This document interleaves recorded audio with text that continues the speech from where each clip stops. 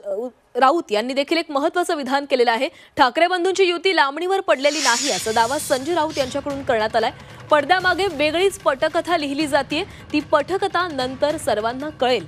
सगळं काही सुरळीत होऊ द्या, नंतर बोलू असं संजय राऊत यांनी म्हटलेलं आहे। दरम्यान युतीबाबत आमची कोणतीही चर्चा झाली नसल्याची प्रतिक्रिया मनसे नेते संदीप देशपांडेंनी दिली आहे। तर ठाकरे बंधूंची युती कधीही होणार नाही असा दावा सामाजिक न्याय मंत्री संजय शिरसाट यांनी केला आहे। काही लांबणीवर वगैरे पडलेलं नाही, तुम्ही बोलू नका, सगळं सुरळीत होऊन जाऊ द्या बाळंतपण, मग आम्ही बघू। प्रत्यक्षात राजकारणात पडद्यामागे एक वेगळी पटकथा लिहिली जात असते आणि ती पटकथा नंतर समोर येते। ती पटकथा लवकर समोर येईल, स्क्रीन प्ले।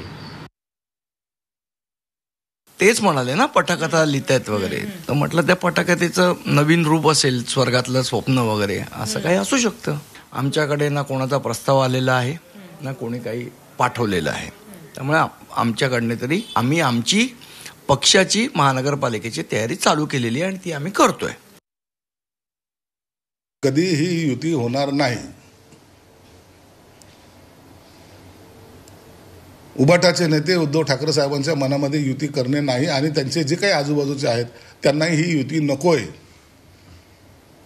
जर असं त्यांच्या मनात पहिलं जर नसतं किंवा आताही तसंच आहे, जर नसतं ते भावांची अशी ताटातूट झाली नसती जी शिवसेना प्रमुखाला सुद्धा आवडलेली नव्हती, परंतु पुत्रप्रेमासाठी त्यांनी सुद्धा त्यामध्ये त्यावेळेला नाविलाज असं केलेली ती तडजोड आहे, म्हणून हे एकत्र येणार नाहीत।